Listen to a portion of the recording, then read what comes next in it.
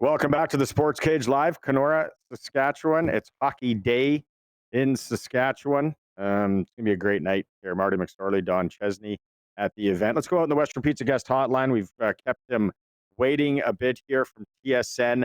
Farhan Lalji is joining us. Farhan, what's the travel plans for you right now? Where are you? Because I know you're heading off to KC, right? Yeah, I'm just waiting to do this so that I can eventually get to the airport here. So, yeah, I'm going to Kansas City. I've got the game tomorrow. Sunday, I leave and go to Atlanta for the college football championship. So, a good weekend of football for the next couple of days for me. You guys sound like you got a lot of fun local hockey content tonight. Sounds like a great event.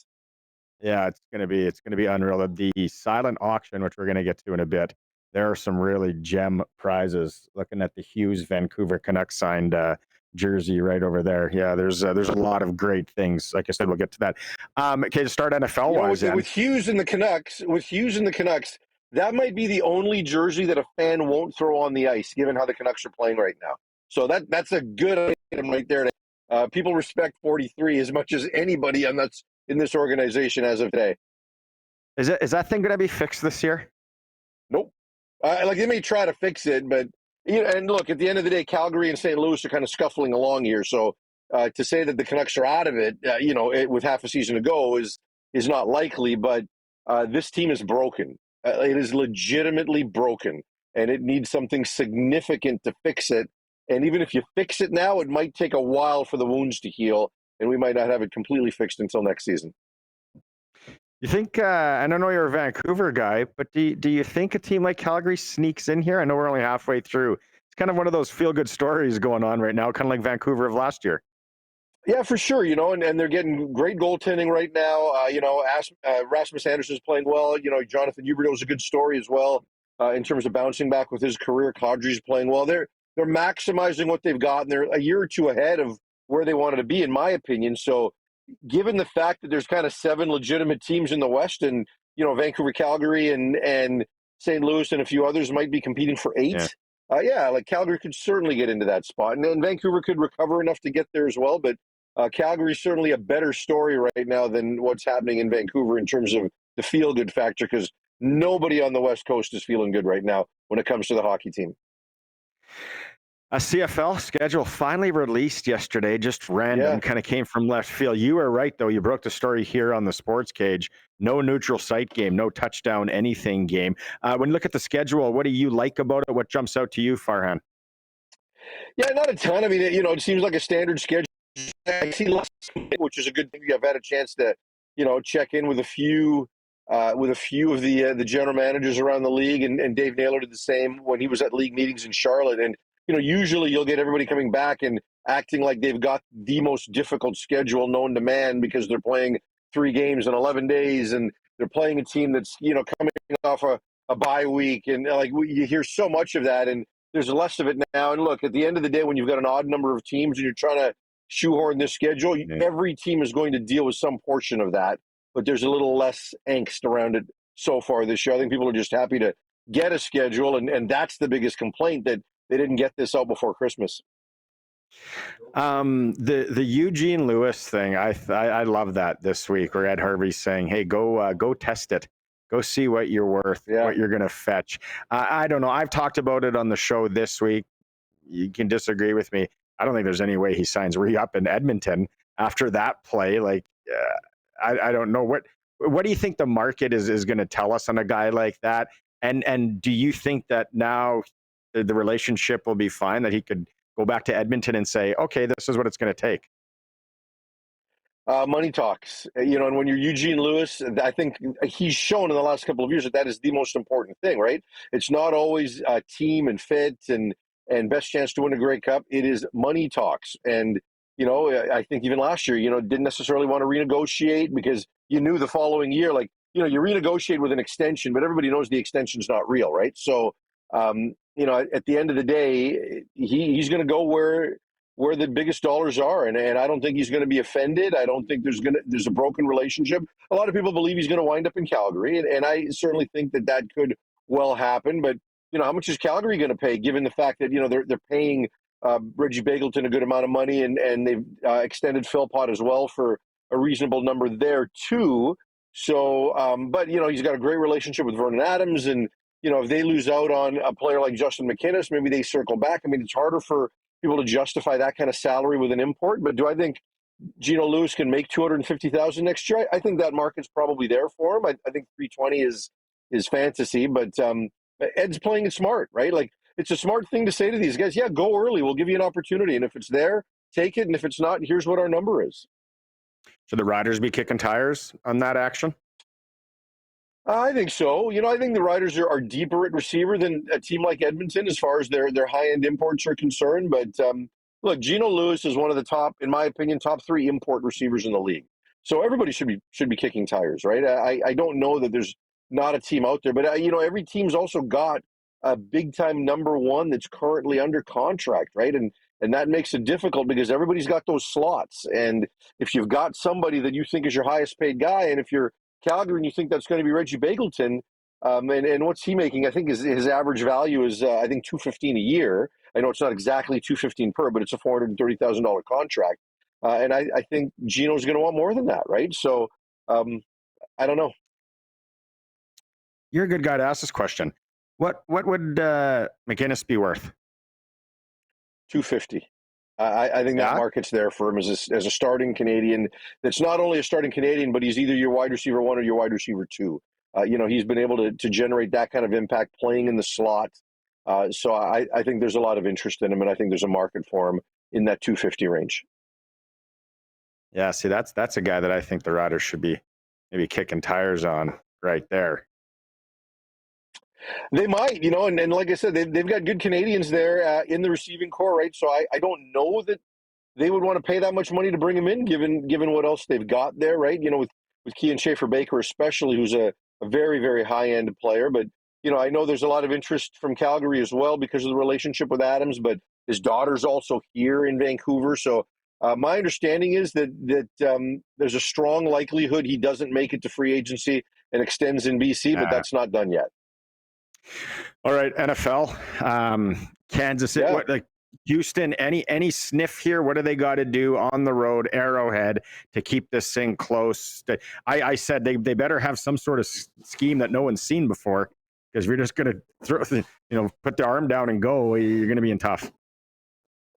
Yeah, look, I like what I saw from Houston in their last game. I'm not surprised they beat the Chargers, but the Chargers are also, you also get the worst of Justin Herbert in that game, and on some levels they kind of beat themselves. So I do like Houston's defense. I like the way C.J. Stroud is playing because, we thought that he had taken a bit of a step back this year, but I think in the last few weeks he's shown that he's still able to play this game at a pretty high level and can build on last year, even if it's for a bit of a playoff run. I'm taking Kansas City, but I think, first of all, they've got to play with a lead if you're Houston, because if you don't, the crowd's going to get involved, and that's going to be a tough thing for C.J. Stroud to do, when you consider that, when you consider the elements and all of it. So they got to find a way to get some early success, and that's tough to do against the Kansas City team because Kansas City's a chameleon, and they kind of play whatever style is necessary based on their roster. So this year they haven't been as explosive, but you've seen Kansas City put together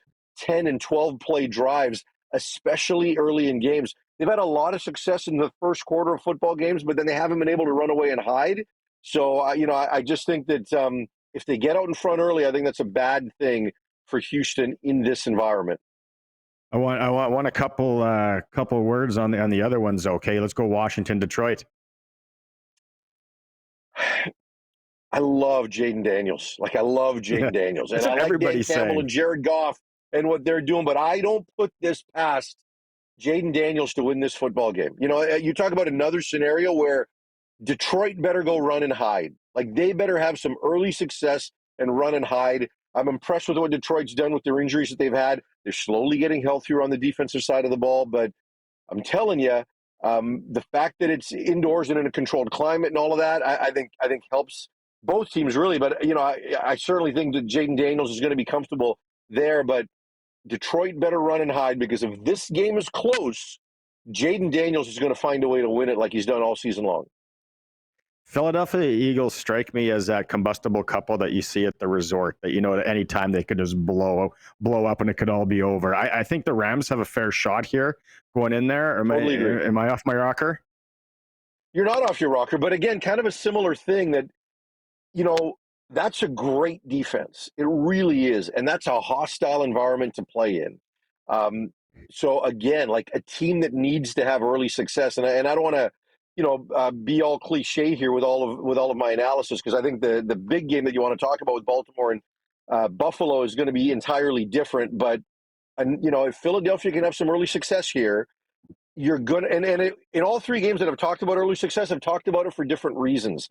And I say that here because if Philadelphia has to all of a sudden throw the ball in a game they get behind in, I don't think that's good. Like, I like Jalen Hurts, but this has been kind of a repeat of Jalen Hurts 3 years ago, right? Like, this looks like the year before they went to the Super Bowl. The year they went to the Super Bowl, we saw a guy that could throw it and do some different things with it, but he's looking like a bit of a game manager right now in a team that's really, really relying on its run game. And it shouldn't be that way, because with Goddard and Smith and Brown and what they've got at receiver, they should be able to be more dynamic in the pass game, but they haven't been all year. So if you're all of a sudden the Rams and you can get 2 scores up, which I think they can, because in the last 2 months of the year, they've been as good as any team in the NFL.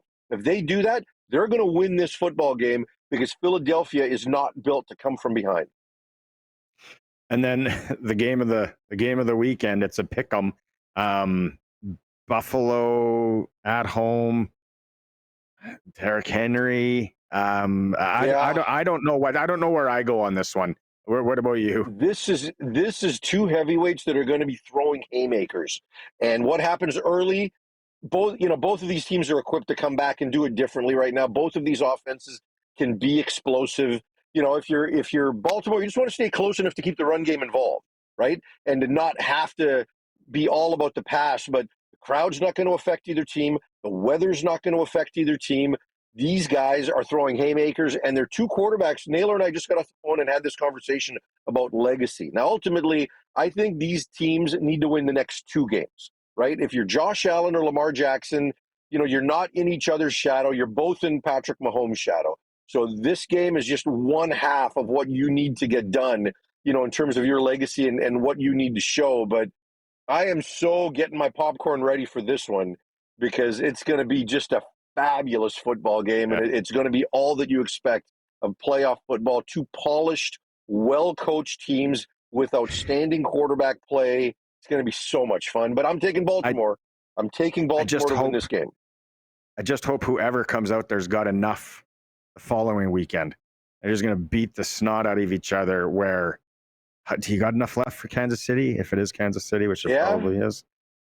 Yeah, no, it's a fair point, and I think they will, because you're going to need to play 2 different styles in terms of the physical game you're going to get this week versus maybe a little bit more track meet finesse in the next one. Yeah. But it's just going to be so much fun to watch. I know.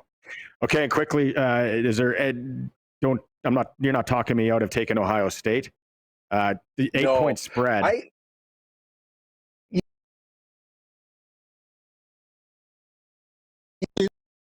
The Buckeyes are going to win, and they're going to cover. If it is close, Notre Dame's going to win. But I'm going to be close. I think that Ohio out in front early. They're not going to take penalties like they did in the last game, and they're not going to take turnovers, which is the fuel for Notre Dame. Like, that's how they move the ball. Yeah. Ironically, Notre Dame's actually scored more points this season than Ohio State has, but we don't view their offense as explosive or exciting because Riley Leonard's kind of not that guy, right? So, I go through this every national championship and even every Super Bowl where one team's favored, I'm all in, and then as the week progresses, I convince myself it's going to go the other way, and it never does. And I'm not convincing myself this week. It's Ohio State with a bullet. They are better. If they make mistakes, they have to make mistakes. If they make mistakes and turn it over and do some things that lets Notre Dame get oxygen, Notre Dame can win at the end. They've proven that. I just don't think it'll come to that. I think it's going to be a 2-score game throughout. Notre Dame's going to try to rely on Riley Leonard, and it's not going to work for him. All right, so we covered hockey, covered a little CFL, a little NFL, and then that. Like, it's just, we're all over the place. Farhan, have a good flight. Always ginger ale, right? Ginger ale on the flight. And what's the weather like in Kansas City? What's the weather supposed Cold. to be Not like? as cold as it was last year. Last year Okay, we had like the third coldest game in NFL history. This time when they played Miami. This time around, it's expected to be anywhere from freezing to like -5, like not ridiculous. Right on. Okay, thanks for taking some time. I know you had a busy one. Travel safe. See you, buddy. Have a good event tonight. Right on. Farhan Lalji from TSN. Guy knows everything. He can get us around and everything. Goes from, and he's going Kansas City to the National Football Championship. Are we back? Are we back to working, you and I, together? I think we're live. Can you hear me? Can you hear me now? Yeah, you hear me now. Live shows, right? You never know what's going to happen. Mike here, Mike there. What's your take on these NFL games? I'm excited, just like everybody else, for Buffalo, Baltimore. Like the other games, I don't know. It's just that one game that I'm really excited to watch. In terms of who I think is going to win, yeah, I don't know. We can keep chatting as the day goes, because I got some betting lines here that I don't know where to go. We're live in Kenora. When we come back, we're going to go through some of the silent auction things. You can bid on these items right now. We'll give you the website. I'll give you the website as we go along here. Pretty simple to find. HockeyDayInSask.ca. It's the all-new SportsCage streaming on sportscage.com and on 620 CKRM.